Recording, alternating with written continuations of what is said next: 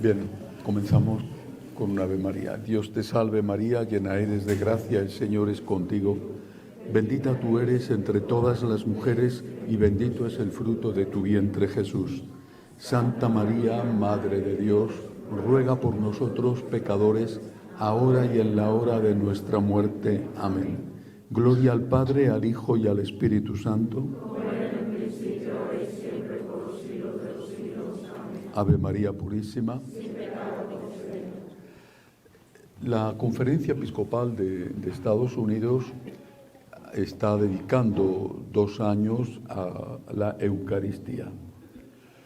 Me parece una idea excelente, extraordinaria, y por eso yo había pensado esta tarde hablarles a ustedes sobre la Eucaristía. Pero hacerlo desde la perspectiva de nuestra espiritualidad, la espiritualidad del agradecimiento y la espiritualidad de la imitación de la Virgen María. Para hablar de la Eucaristía en este momento histórico en que nos encontramos, creo que hay que hacer primero dos introducciones, hablar de 2 cosas antes: el concepto de realidad y el concepto de derecho. Si no, no se termina de entender cuál es el problema que hoy tenemos en la Iglesia Católica, o que hoy tienen muchos en la Iglesia Católica con la Eucaristía. Empecemos con el concepto de realidad. Decimos que la Eucaristía es la presencia real de nuestro Señor Jesucristo en cuerpo y alma, humanidad y divinidad. Bueno, decimos presencia real, pero ¿qué significa hoy realidad?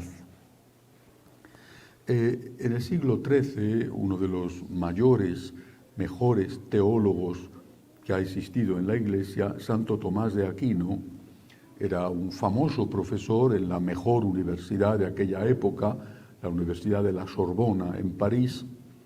Él empezaba siempre sus clases, estaba siempre el aula llena de alumnos, era un profesor famosísimo, y siempre empezaba sus clases poniendo una manzana encima de la mesa, una manzana. Ponía la manzana, se dirigía a los alumnos y les decía: esto es una manzana. El que no esté de acuerdo, que se vaya de la clase. ¿Por qué decía esto Santo Tomás? Porque en aquella época empezaba ya lo que después se llamó nominalismo, después fue modificando las ideas hasta que en el siglo XIX, XX, con unos filósofos que a ustedes seguramente no les suenan de nada, ni falta que hace, Hegel, Feuerbach, hablaron del idealismo. Las cosas no son reales, las cosas no existen, existen en mi cabeza, en mi idea. Las cosas son lo que yo digo que son. Mientras que Santo Tomás, basándose en el gran filósofo griego Aristóteles, decía: las cosas existen y yo soy el que tengo que adaptarme a la realidad, no la realidad adaptarse a mí. El agua es húmeda, y si yo digo que el agua es seca, podré decir lo que quiera, pero el agua es húmeda. El fuego quema, y si yo digo que me puedo dar un baño con fuego para estar fresquito, me quemo, porque el fuego quema. La realidad existe. Una manzana, esto es una manzana, y el que no esté de acuerdo, que se vaya de la clase. La realidad existe. ¿Qué significa esto con la Eucaristía?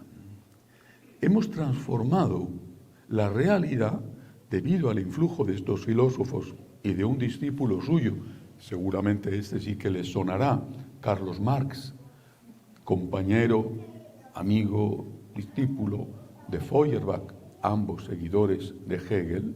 Carlos Marx, el fundador del comunismo, el fundador del marxismo, establece que lo importante es lo que a mí me parece que son las cosas. Un ejemplo de cuánto esto está perturbando la situación también en la Iglesia y por supuesto en la sociedad. Perdónme un momento. ¿Qué es el ruido que se oye?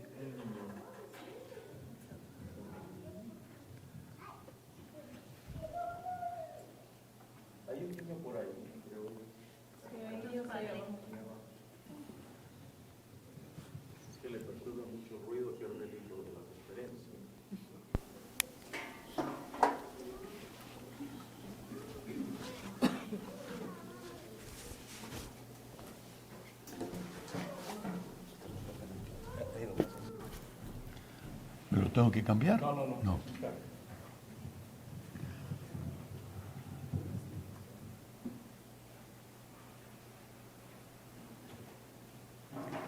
Es que me parecía que había una radio puesta o una música. O...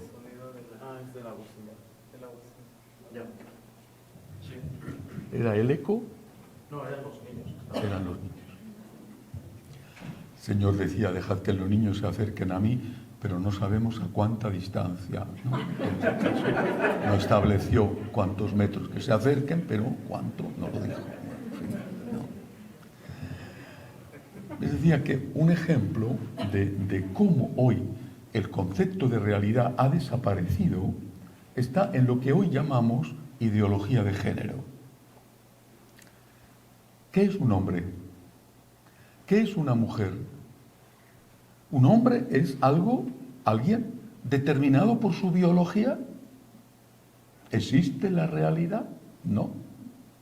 Según la ley, en este país, en el mío, según la ley, un hombre es si quiere ser un hombre. Su realidad biológica no tiene nada que ver. En mi país, por lo menos, antes, para decir que un hombre, decir que era una mujer, tenía que someterse a un tratamiento quirúrgico. Ahora no. Ahora un hombre dice delante de un juez, soy una mujer, y sigue siendo físicamente un hombre. Pero mañana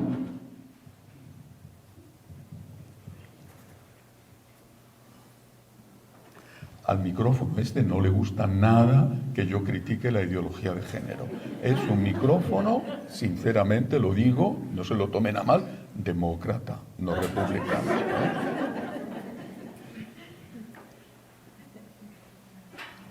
Esperemos que a mitad de la conferencia no empiece a decir vota Harris, no, pero... Tercera interrupción, bueno, yo hasta 5 aguanto, después nos vamos a tomar un café y ya.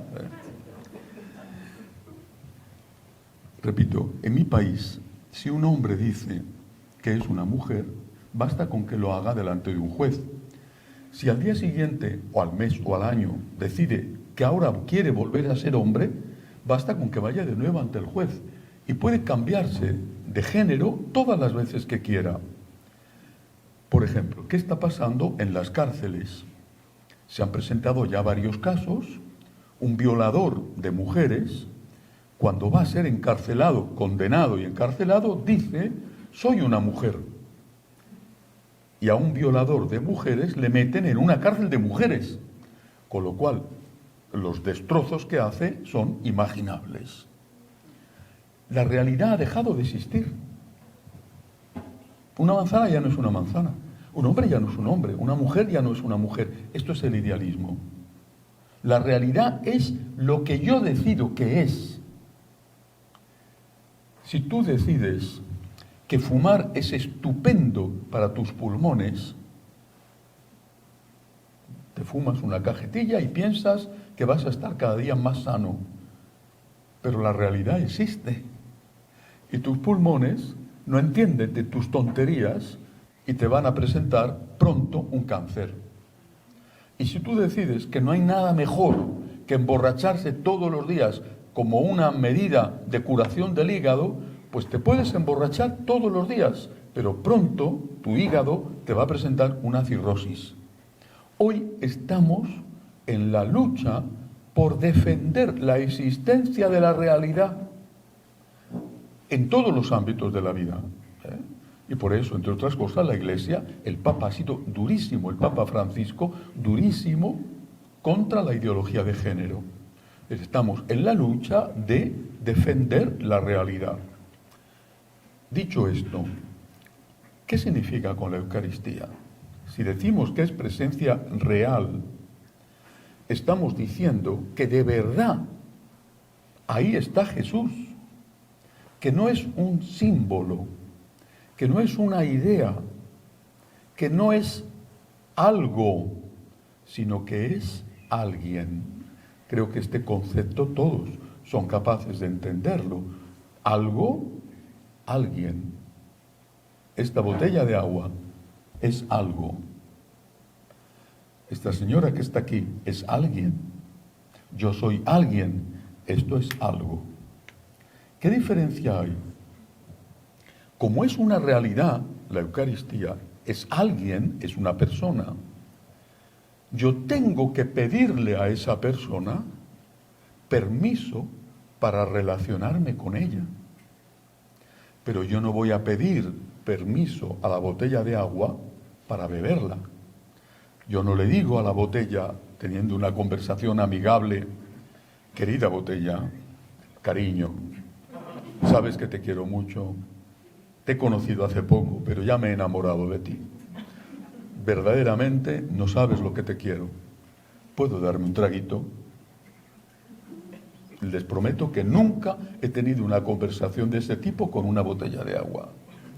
Porque es algo, si ustedes me vieran hablar así a una botella de agua, dirían, trastornado del todo. O sea, algo le ha pasado, se le han fundido todas las neuronas de su cabeza. Es algo. En cambio, estamos tratando la Eucaristía como un objeto, como algo, y no como alguien. ¿En qué lo estamos tratando al Señor así? En que no se le pide permiso para entrar en la propia casa, sino que tú decides que quieres comulgar. Yo decido que quiero beber agua. Yo decido que voy a beber agua. No le pido permiso al vaso. Digo, tengo sed. Tomo el vaso, me lo llevo a los labios y me doy un trago. Porque es algo. Detrás de una enorme cantidad de comuniones hay un concepto idealista de la Eucaristía, no un concepto real de la Eucaristía. Y no se le pide a alguien que es Jesús presente allí realmente, no se le pide permiso. Me apetece comulgar. Es el funeral de mi madre, es la primera comunión de mi niño, es la boda de mi hija. Hoy hacía 2 años que no venía a misa, pero hoy he venido y hoy voy a comulgar. Esta es la realidad. Es un funeral. Todo el mundo se pone en fila. Voy a comulgar. Cuando surge el problema, el debate después de Amoris Laetitia sobre si los divorciados vueltos a casar sin haber tenido la nulidad matrimonial pueden o no comulgar, recuerdo que el Papa Benedicto, ya estaba jubilado, dijo: los divorciados vueltos a casar que quieren comulgar son una pequeña cantidad. En cambio, hay miles de católicos que van a comulgar sin haberse confesado. Miles en cada misa.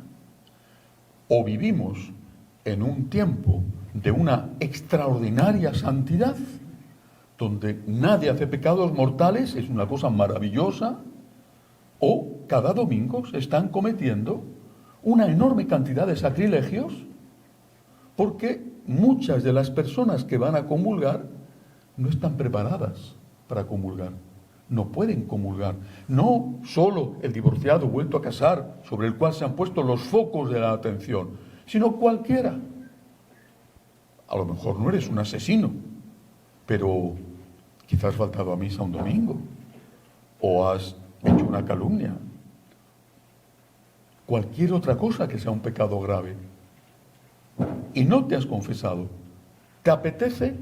¿Te apetece? Todo el mundo lo hace, y vemos en Estados Unidos, es muy evidente, cómo fila tras fila se vacían los bancos y viene a comulgar todo el mundo. Algunos, respetuosamente, cuando llegan ante el sacerdote, cruzan los brazos. El sacerdote les da una bendición. Pero muchísimos, hace meses, años, que no se han confesado. ¿Por qué? Repito, detrás de esto, que es un sacrilegio, detrás de esto hay un concepto equivocado de la Eucaristía. ya no es una realidad, es una cosa, es una idea. No le digo a la botella, ¿me das permiso para que beba? Tengo sed, tomo la botella y bebo. En cambio a Jesús, que es una persona, debería de preguntarle, ¿puedo comulgar? ¿Y qué me contesta el Señor? Lo ha dicho San Pablo, lo dijo Jesús en aquella parábola de los invitados a la boda, cuando invita a los que están por los caminos para que entren porque los nobles y ricos no habían querido venir a la boda de su hijo, eran los judíos. Y dice que salgan a los caminos y que traigan a todos. Pero dice que se presenta el rey en la fiesta de la boda y que ve a uno que no tenía el traje de boda y que dice que le echen fuera. Lo dice Jesús cuando afirma, si antes de poner tu ofrenda en el altar te acuerdas de que un hermano tuyo tiene algo contra ti, vete primero a reconciliarte con tu hermano y luego vuelve a presentar tu ofrenda. Lo dice San Pablo cuando afirma, el que come y bebe el cuerpo y la sangre de Cristo sin estar preparado, come y bebe su propia condenación. Lo ha dicho la Iglesia desde hace 2000 años, ininterrumpidamente. Nunca en la historia de la Iglesia ha habido un sacrilegio tan masivo como el que ocurre en este momento todos los domingos en las iglesias católicas. Yo tengo ganas, voy a comulgar. ¿Puedo comulgar? ¿Puedo? ¿Quién se lo pregunta? ¿Puedo comulgar? Pregúntaselo al Señor. ¿Puedo recibirte en mi casa? Y Él te lo va a decir. Sí, si estás en gracia. No, si estás en pecado. Vete primero a reconciliarte con tu hermano. Es decir, vete primero a confesar. Y después vienes y hacemos la gran fiesta. Primero, por lo tanto, para entender la Eucaristía y los problemas que hay hoy, el concepto de realidad. Recuerden siempre esta anécdota de Santo Tomás de Aquino. Esto es una manzana, bueno, esto es un vaso de agua. Esto es un vaso de agua. Acabo de beber, es agua, les aseguro que es agua. Y el que no esté de acuerdo, que se vaya de la clase. La realidad existe, se lo aseguro, la realidad existe. Y llevamos por lo menos 100 años y no más siendo bombardeados con la idea de que la realidad ha dejado de existir y de que la realidad es lo que yo quiero que sea, empezando por el cuerpo humano. Segundo concepto de nuestra época que afecta a la Eucaristía, el concepto de derecho. Los seres humanos tenemos derechos, se llaman derechos humanos. Es verdad que tenemos derechos. Los tenemos porque somos seres humanos, no porque el gobierno, cualquier gobierno en cualquier país, diga, usted tiene este derecho. No, los derechos son míos. El gobierno no me da ningún derecho, son míos. El gobierno lo que puede hacer es reconocer, que no es lo mismo que dar, reconocer la existencia de derechos. Bien. Pero hace ya muchos años se dieron cuenta los economistas de que había que cambiar la mentalidad de la sociedad buscando un mayor consumo. Mis padres y muchos de ustedes, cuando querían una cosa, un carro, una casa, unas vacaciones, lo que fuera, querían algo. ¿Qué es lo que hacían? Trabajaban. Y trabajaban duro. Y mis papás trabajaron muy duro porque les tocó vivir la guerra civil en España, el bloqueo después de la guerra, en una situación donde mi papá me contaba cómo se sentían afortunados cuando podían comerse las peladuras de las patatas, del hambre que se pasaba en España en los años 40. Trabajaron duro, muy duro.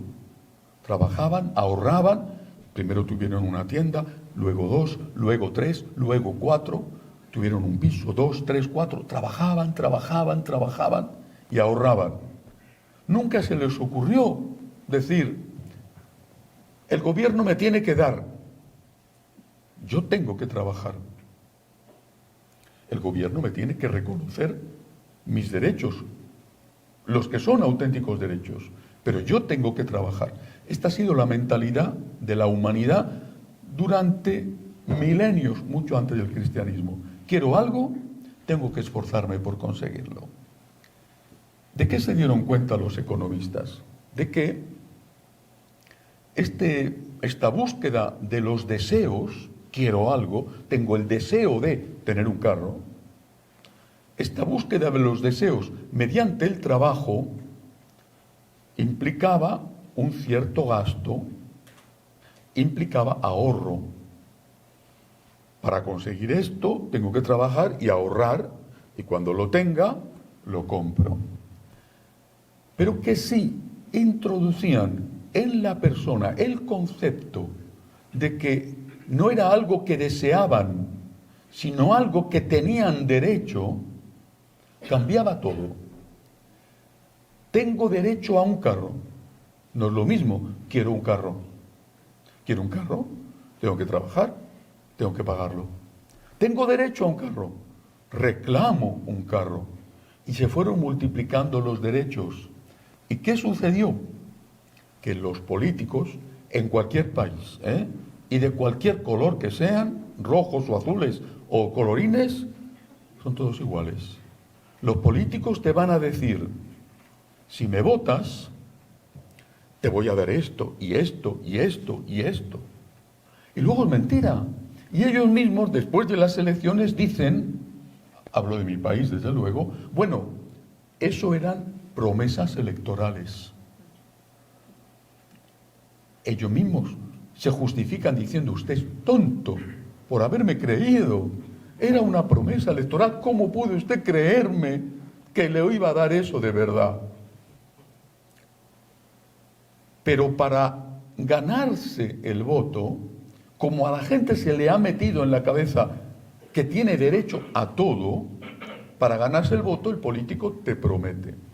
Muchas cosas no te las da, pero te da algunas. Te deja sin dar otras para podértelo prometer en la votación siguiente. El mismo gobierno, incluso a lo mejor el mismo político, pero si has estado gobernando 4 años, ahora me promete lo mismo que me prometiste hace 4 años y que no me has dado y me lo vuelves a prometer. Oye, y le siguen votando, que es una cosa espectacular. Y entonces, ¿qué es lo que sucede? Que los gobiernos tienen que estar continuamente dando cosas. Antes tú te lo tenías que ganar con tu esfuerzo y tu sacrificio. Ahora no, ahora lo reclamas. Es un derecho, lo pides. ¿Y qué hace el gobierno? Te lo tiene que dar. ¿Y de dónde saca el dinero? De 2 sitios. 1, aumento escandaloso de los impuestos. Porque de algún lado tiene que salir el dinero de los impuestos, que recaen sobre todo en la clase media, porque a los ricos no les importa, y a los que les importa son a los trabajadores, que son los que pagan los impuestos. Cada vez más impuestos en todos los países, Esto es general. Segunda fuente de dinero, la deuda. Estados Unidos es el país más endeudado del mundo. España es un país endeudadísimo. Italia, Francia, la deuda. Pero alguna vez alguien tendrá que pagar las deudas, ¿no? ¿Qué va a pasar?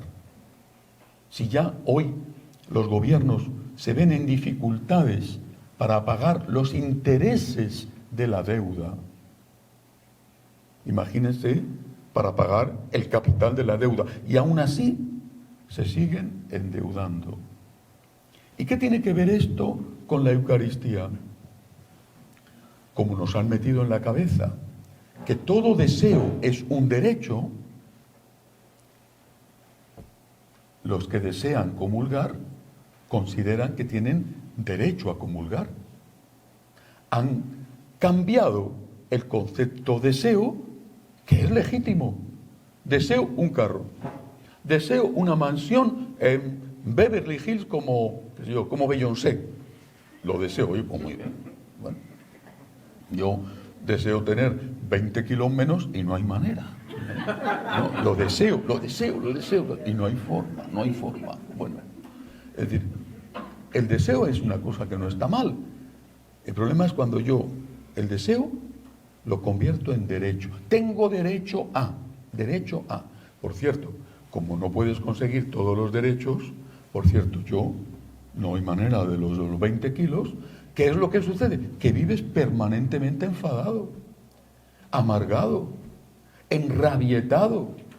¿Con quién? Con todo el mundo. Porque tienes derecho a y no te lo dan. No te dan tus derechos. Oiga, pero es que esos derechos son mentiras, son deseos. Es distinto. La Eucaristía. Tengo derecho a comulgar. Yo he oído esto infinidad de veces. Tengo derecho a comulgar. ¿Y por qué tienes derecho a comulgar? Soy católico, bien, pero tienes derecho a comulgar si estás en gracia de Dios. Entonces sí tienes derecho a comulgar, si estás en gracia de Dios. Porque, vuelvo a lo que les decía antes, Jesús es una persona y ha puesto esta condición para poder entrar en tu casa. Tienes que estar en gracia. Yo tengo derecho a comulgar. Y si el sacerdote te dice, no estás casado por la iglesia y estás viviendo con tu pareja, y no es que precisamente estéis viviendo castamente como hermano y hermana, ¿qué es lo que sucede?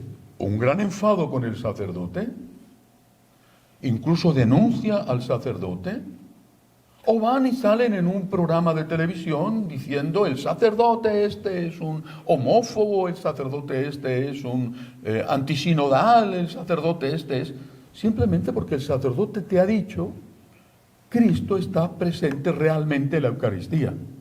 Y para comulgar tienes que estar en gracia de Dios. Esto lo han dicho los sacerdotes durante 2000 años. Y nadie se ha enfadado. Ahora sí.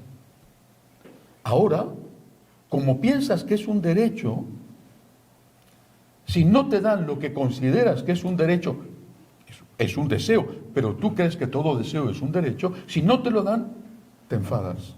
¿Con quién te enfadas? Con el cura. ¿Y qué es lo que haces? Agresividad, denuncia, dejas la iglesia o, repito, vas a un programa de televisión y pones a la iglesia, insultas, porque tú te consideras que de verdad tú tienes derecho a comulgar. No, repito, hay un problema de engaño. Esa persona seguramente no es consciente de que está manipulada, pero hay un problema de engaño, porque esa persona considera que Jesús en la Eucaristía es una cosa y que el único que no tiene derechos es Jesús. No tiene derecho a decir, para que entres conmigo tienes que cumplir una condición. Y en segundo lugar, ese deseo de comulgar es un deseo, pero no es un derecho cuando no has cumplido esa condición. Este es el problema. No darnos cuenta de cuál es la causa de todo lo que estamos padeciendo significa no ir a la raíz del problema y no poder solucionarlo. Llevamos muchísimos años que de forma consciente y deliberada se está haciendo en la humanidad una, así lo llaman, ingeniería social para manipularnos y hacernos creer, primero, la realidad no existe, y segundo, tenemos derecho a todo lo que nos apetece. Hemos creado una sociedad de gente amargada, de gente que no lucha. ¿Cómo agradeces tú algo que te han dado, a lo que tienes derecho? Como mucho dices, gracias por cortesía. Yo he trabajado 14 años al frente de la sección de religión del principal periódico de España.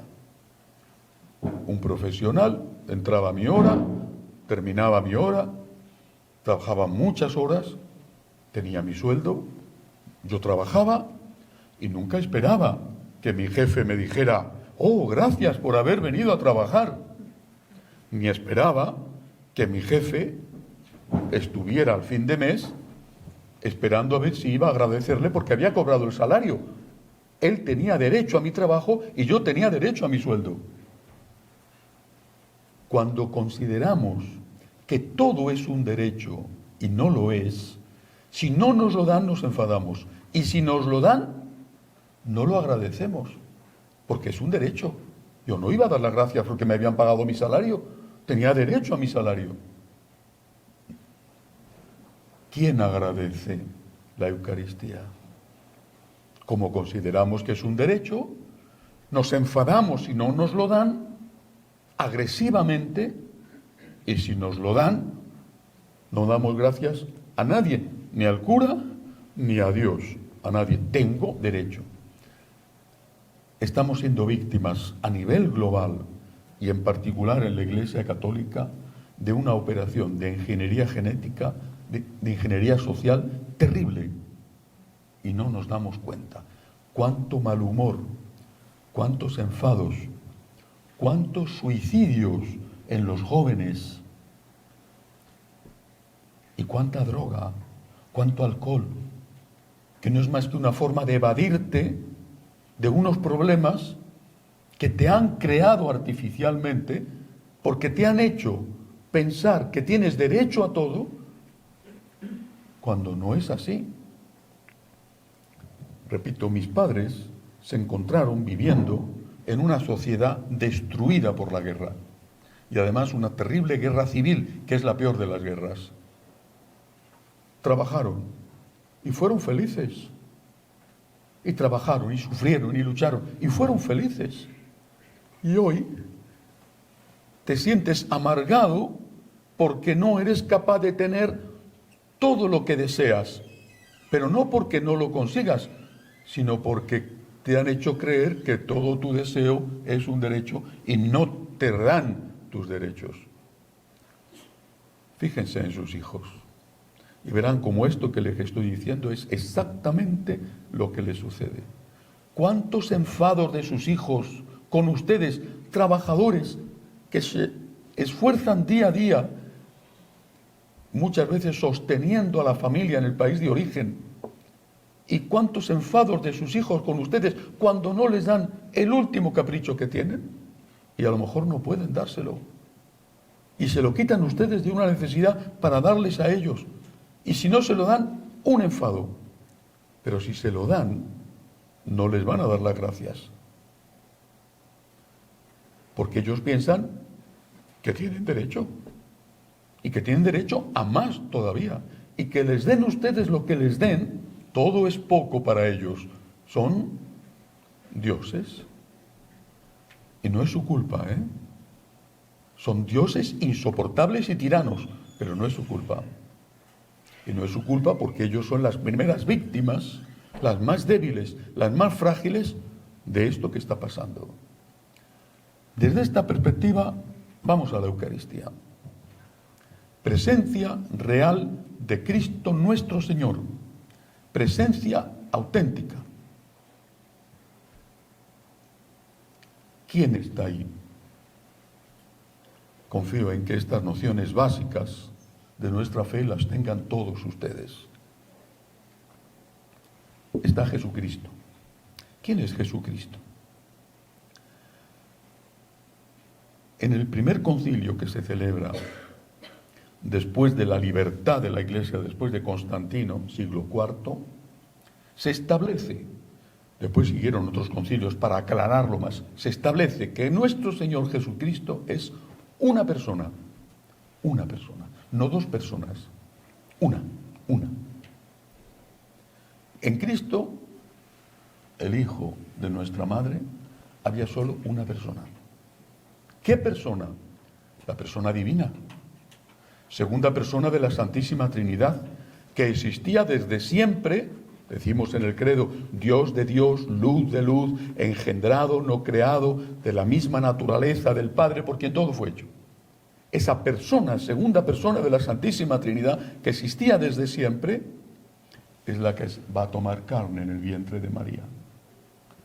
En la Eucaristía hay una persona, solo una, porque Jesucristo era una única persona. Pero esa persona tenía dos naturalezas. Esto lo llevaban proclamando desde el inicio, y en el siglo IV, Concilio de Éfeso, es en ese siglo donde esto queda claro. ¿Qué significa? Que hay en Cristo, única persona, la naturaleza divina que comparte con el Padre y el Espíritu, porque solo hay un Dios, un único Dios. Tres personas distintas, Padre, Hijo y Espíritu Santo, y un único Dios. Una única naturaleza divina. Jesucristo nuestro Señor, segunda persona de la Santísima Trinidad, comparte la única naturaleza divina con el Padre y el Espíritu. Antes de la encarnación esto era así. ¿Qué sucede en la encarnación? Que esa segunda persona de la Santísima Trinidad, que comparte la naturaleza divina con el Padre y el Espíritu, asume en el vientre de María la naturaleza humana, sin mezcla, siendo distintas en la única persona. Cristo, por lo tanto, en la Eucaristía es verdadero Dios y verdadero hombre. Realmente Dios, realmente hombre. Confesamos la presencia real de Cristo en la Eucaristía, decimos, en cuerpo y alma, en humanidad y en divinidad. Cristo, persona, alguien, métanse ustedes esto en la cabeza, es alguien, no es algo, es alguien. Cristo, persona, es verdadero Dios y verdadero hombre, y esta persona real está en la Eucaristía. En la Eucaristía está Cristo, verdadero Dios y verdadero hombre. Vamos a sacar las consecuencias. ¿Qué tengo que hacer yo ante el Cristo, verdadero Dios, que está en la Eucaristía? ¿Qué hago yo ante Dios? ¿Qué debo de hacer ante Dios? Adorar, adorar. Es Dios, adorar. Es el Señor, es el Todopoderoso. Tengo que adorar, adorar. Por eso es tan importante la adoración eucarística. Porque reconozco al adorar la divinidad de Cristo. Está presente Dios en la Eucaristía. El creador del universo está presente en este fragmento pequeño, humilde, frágil de pan. No sé si ustedes saben, lo dicen los científicos, que en el universo hay más estrellas, imagínense planetas, estrellas como el Sol, hay más estrellas que granos de arena en todas las playas de la Tierra, para que se haga una idea de lo inmenso que es el universo. El creador de este universo está en ese pedacito, humilde, pequeño, frágil, expuesto al sacrilegio del que comulga en pecado, al sacrilegio del que coge la forma y se la lleva para una misa satánica, al sacrilegio del que va un día a robar y deja las formas tiradas por el suelo. Es el Dios todopoderoso que se hace débil y es Dios. ¿Qué tengo que hacer yo en la Eucaristía? Primero, adorar, adorar. Y adorar significa respeto. ¿Hay respeto en las misas? ¿Tiene el cura el respeto? ¿Tiene el cura el respeto? Porque a veces te da la impresión de que el cura va a toda velocidad. ¿Tiene el cura respeto al Señor que está allí? ¿La música es una música de respeto? ¿O es la música bailable que se podría tener en una fiesta? Respeto, adoración, también en la forma de vestir. Estás ante Dios, vas a adorar a Dios. Respeto. Segunda cosa, ¿Qué tengo que hacer ante la Eucaristía? Acción de gracias, que es Dios el que se ha quedado ahí. Acción de gracias. Si no eres capaz de agradecer la cruz o la Eucaristía, es que realmente eres el colmo de la ingratitud. Por eso la Eucaristía la llamamos la acción de gracias. La palabra Eucaristía es una palabra de origen griego, eucaristos, que significa acción de gracias. Respeto, acción de gracias, petición, petición. Somos pobres que acuden a un rico. Petición, no reclamación o chantaje, sino petición con humildad. Es Jesús el que dijo: venid a mí los que estáis cansados y agobiados, y yo os aliviaré. Fue Él el que lo dijo en la Eucaristía. ¿Estás mal? ¿Ya no aguantas más en tu casa? ¿Estás desesperado de dolores? ¿Tienes problemas económicos? ¿Estás sufriendo porque estás lejos de tu familia? ¿Se te ha muerto un ser querido? Lo que sea. Ven a mí tú, que estás cansado y agobiado, y yo te aliviaré. Acude a la Eucaristía. Es el pan, es el alimento, es el consuelo, es el abrazo. Todos nosotros hemos experimentado, seguro, muchísimas veces, lo que se siente cuando se comulga, que no tiene nada que ver con lo que sientes si comes un pedazo de pan, que además no sabe a nada. Cómo nos cambia la vida, cómo nos levanta. ¿Cuántas veces hemos ido a misa o a la adoración del Santísimo y hemos llegado mal, nerviosos, preocupados, y hemos salido con muchísima paz? Y los problemas seguían siendo los mismos, pero Jesús nos ha sostenido, nos ha levantado, nos ha dado un abrazo de amor, nos ha dado un beso de cariño, y hemos salido diciendo: vamos a seguir luchando. Este es nuestro secreto. Y lo hemos experimentado, y además muchas veces. Por tanto, presencia divina de Jesús. ¿Qué hago? Voy a adorar a Dios. Está ahí, voy a adorar, voy a agradecer y voy humildemente a pedir por mí, por los míos, por mi patria. Voy humildemente, no a chantajear. Si no me lo das, me enfado. No, humildemente: Señor, te suplico, ayúdame, ayuda a mi hijo, por favor, Señor, que si no me lo das no pasa nada, porque no te estoy reclamando un derecho, te estoy pidiendo un favor. Presencia real de Cristo en la Eucaristía como Dios, pero es también hombre. ¿Qué significa la humanidad de Jesús en la Eucaristía? Miren, Dios no me necesita. Dios es Dios. Dios es Dios. Pero Jesús sí me necesita. Jesús es Dios, pero es hombre. Jesús me necesita. Jesús lloró y sudó sangre en el huerto de los olivos. Y le había pedido a sus amigos más queridos, Pedro, Santiago y Juan, que estuvieran a su lado. Jesús nos necesita, nos necesita. Imagínense ustedes que dentro de unos años están ustedes en un asilo de ancianos y que en ese momento, un día, va a visitarles un hijo suyo. Su hijo quizá, por lo que sea, está muy ocupado o no les quiere tanto, bueno, no va mucho. Y ese día ha decidido ir. Posiblemente haciendo un esfuerzo porque el tiempo no le llega, por lo que sea, ha decidido ir a ver a su papá que está en el asilo. ¿Quién se alegra? El papá. ¿Por qué?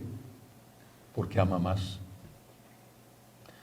Por mucho que los hijos queramos a nuestros padres, nunca les querremos como ellos nos quieren a nosotros. Y eso lo saben muy bien todos ustedes que tienen hijos. ¿Y cuántas veces ustedes sufren porque se dan cuenta de que el amor que ustedes les tienen a ellos o no es correspondido como a ustedes les gustaría que les correspondiera. Pues eso es Jesús. En el sagrario hay un corazón, hay el sagrado corazón de Jesús. Y cada vez que nos ve entrar en la iglesia, si hubiera un pulsómetro, veríamos que sube las pulsaciones de ese sagrado corazón, de la alegría que le da verte. Verte, simplemente verte. Ha venido a verme. El papá con el hijo ha venido a verme. Y cuando comulgan en gracia, no cometiendo un sacrilegio, la alegría se desborda. Cuando en la parroquia de Madrid, mientras fui párroco, y antes de ser párroco ya dejé de hacerlo, pero durante el tiempo en que lo hice, celebraba yo la misa de primeras comuniones con los niños, siempre les decía esta homilía al empezar la misa. ¿Estáis contentos todos? Sí, muy contentos. Su traje, su fiesta, sus regalos. Bueno, quizá alguno, un poquito, bueno, algunos sabían, tenían 3 años de catequesis, daba igual, podían estar 50 años, era lo mismo. Bueno, alguno quizás sabía la presencia real de Jesús, bueno, alguno, bueno. Pero ¿sabéis quién está contento hoy? Jesús. ¿Por qué? Porque hoy es la primera vez que Jesús va a estar dentro de vosotros. Él lleva 10 años esperando este momento. Él es el que está feliz. Esto es lo que nosotros tenemos que entender, que Jesús nos necesita como ser humano que es, que necesita verte. ¿Por qué vas al asilo a ver a tu papá? ¿Porque te apetece? ¿O porque dices, mi padre está solo? Mi padre está solo. Estoy muy cansado, estoy muy ocupado, no me apetece, pero mi padre está solo. Voy a verle. ¿En quién piensas? En él. Y él se alegra. Exactamente igual Jesús. Te ve venir y se alegra más de lo que tú te puedes alegrar porque te ama más él a ti que tú a él. Jesús, presencia real de la única persona, de la segunda persona de la Santísima Trinidad, verdadero Dios, al cual acudo a adorar, a agradecer y a pedir humildemente ayuda, a pedirle su consuelo y su fuerza. Jesús, verdadero hombre, al cual acudo a decirle, aquí estoy, te amo, aquí estoy, cuenta conmigo, aquí estoy. Quiero terminar hablándoles de la Virgen María y la Eucaristía. Es algo que no se suele meditar mucho, pero es una realidad. También la Virgen María hizo su primera comunión. Por supuesto, le llevó en su vientre desde la encarnación hasta que le dio a luz en Belén. Bien. Y después estaba fuera de ella, como cualquier hijo fuera de su madre. Pasaron 33 años, nuestro Señor murió y resucitó. Antes de morir, Jueves Santo por la noche, de allí salió al huerto de los Olivos, Viernes Santo en la cruz. Antes de morir, Jesús instituye la Eucaristía. Bueno, Cristo resucita, no sabemos en qué momento se celebra la primera misa, no lo sabemos, pero se celebró. Es decir, no es que las misas empiezan a celebrarse a partir del siglo XX, sino desde el inicio se celebraban misas. Le llamaban Eucaristía o le llamaban la Cena del Señor, misas, con una estructura en esencia parecida a la de hoy. La Virgen María queda al cuidado de San Juan. Durante un tiempo posiblemente estará en Jerusalén y según la tradición, cuando empieza la persecución, San Juan se la lleva fuera, se la lleva a la ciudad de Éfeso, donde había una gran comunidad cristiana, donde consta que estuvo San Juan allí, se la lleva con él. Allí se han descubierto las ruinas de la casa de María. Se la lleva allí, después seguramente pasa lo peor de la persecución y la devuelve a Jerusalén, donde según la tradición subió al cielo Y el dogma nos dice que subió en cuerpo y alma. Bien. Primera misa, celebrada por San Juan, o por todos los apóstoles. ¿Cuándo? No lo sabemos. Quizá después de Pentecostés, no sabemos el día. Cuando entendieron, gracias al Espíritu Santo, primera misa, primera comunión de la Virgen. Pero qué cosa tan impresionante. ¿Qué tuvo que sentir María? Su hijo, que había estado en su vientre, volvía a estar dentro de ella. ¿Y qué hacía la Virgen? La Virgen María era la madre de Jesús, pero también era la creyente. La Virgen María era creyente primero, y porque fue creyente, dice, aquí está la esclava del Señor, hágase a mí según tu palabra, y el Espíritu Santo la cubre con su sombra y se produce la encarnación. Primero fue creyente y después fue madre. Por lo tanto, la Virgen cuando comulga siente que está dentro su Hijo Dios, al cual adora, y su Hijo hombre, al cual ama y cuida. Hagan esto. Cuando comulguen, piensen en la comunión de la Virgen. Cuiden a Jesús en la Eucaristía. Realmente Dios, cuídenle como la Virgen María. ¿Cómo comulgó ella? Ella fue la Inmaculada, nunca cometió un pecado. Nunca. Hubiera sido impensable que la Virgen María, si hubiera tenido un pecado que nunca lo tuvo, hubiera comulgado. No lo hagan ustedes. No hagan daño a Jesús. No lo hagan. Cuiden de Jesús. Adoren, agradezcan, pidan y cuiden. Cuiden, que significa defiendan, que significa también que cuiden de aquello donde está Él, el templo. San Francisco de Asís, modelo extraordinario de pobreza, decía: quiero que las cosas sagradas, se refería a los libros, al altar, al cáliz, quiero que las cosas sagradas tengan la mayor dignidad posible, porque no hay nada en el mundo tan grande como la Eucaristía. Cuiden de Jesús, ofrézcanle a Jesús. Cuando comulguen, díganle como María: ¿qué puedo hacer por ti? ¿Qué necesitas de mí? Te he pedido, te pido, pídeme tú a mí. ¿Qué necesitas de mí?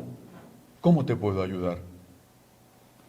Si cuando ustedes le dicen a Jesús: aquí estoy, cuenta conmigo, pídeme, no oyen nada, tienen un problema. Y un gran problema. ¿Por qué? Porque Jesús solo pide ayuda a sus amigos. Tienen un problema si Jesús no les pide nada. Pero lo normal es que si hacen un poco de silencio y consiguen que los coros dejen un ratito de silencio en la iglesia después de la comunión, cosa milagrosa, bueno, si hacen un poquito de silencio y se recogen, van a escuchar la voz de Jesús. Señor, ¿qué puedo hacer para cuidarte? Van a escuchar la voz de Jesús. Perdona a esa persona. Da una limosna. No estás obrando bien en el uso de tu tiempo. Intenta controlar más tu carácter. Siempre te va a decir algo. Escúchenle, escúchenle. ¿Qué puedo hacer, Señor, por ti? Quisiera ayudarte como tu mamá te ayudó. Señor, pídeme, yo te pido. Ahora pídeme tú a mí. No olviden esto. Presencia real no es un derecho absoluto, es un derecho que tenemos si cumplimos la condición de estar en gracia. No se enfaden con el cura cuando el cura les dice: es Cristo y no se puede comulgar en pecado mortal. Y después, cuando comulguen, adoren, agradezcan, pidan y ofrezcan como María. Terminamos con una oración en silencio.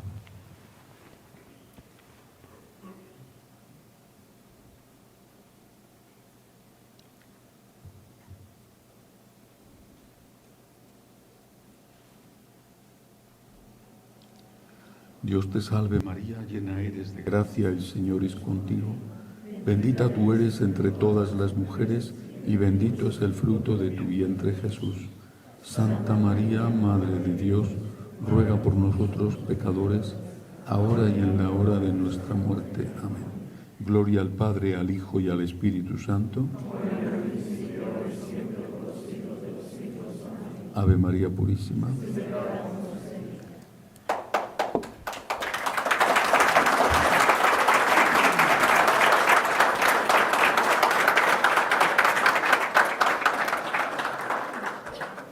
Bien, he estado muy contento estos días, 2 días aquí. Mañana, si Dios quiere, tomaré el avión. Primero voy a Dallas para allí subirme al avión que me llevará a Madrid. Allí volver a cambiar de avión en el propio aeropuerto para ir a Roma, donde vivo. Así que hasta que vuelva, cuando Dios quiera. Hacía 2 años que no venía, ¿no? Pues vamos a confiar en que dentro de otros 2 años pueda volver. En manos de Dios todo. Muchas gracias y muchas gracias por el cariño y el cuidado que tienen de estos sacerdotes. Ellos están muy contentos en esta comunidad. Se sienten queridos por ustedes. Ustedes latinos saben cómo querer, ¿verdad? También los anglos saben cómo querer, pero los latinos lo expresamos más, ¿verdad? Como más efusivos. Enhorabuena de verdad por el trato que les dan a ellos. Muchísimas gracias y sigan haciéndolo. Y esto mismo, este cariño latino, ténganlo con el Señor en la Eucaristía. Que Dios les bendiga. Gracias.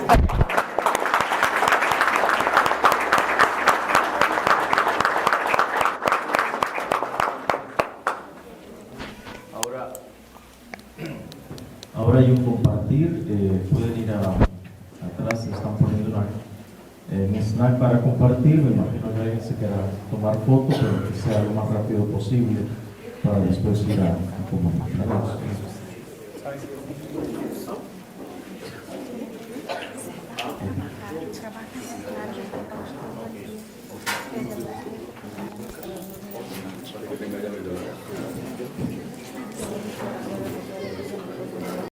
Agradecer. Que Dios les bendiga.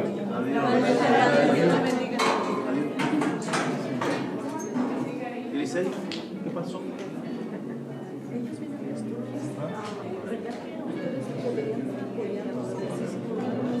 Por supuesto, los conozco a los dos.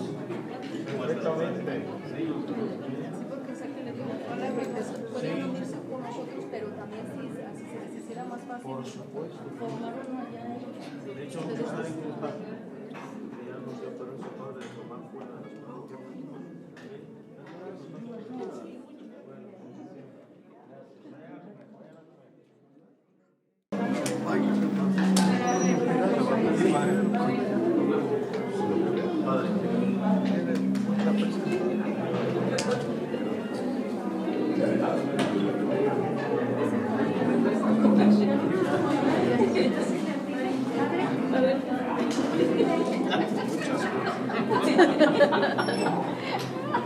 curioso.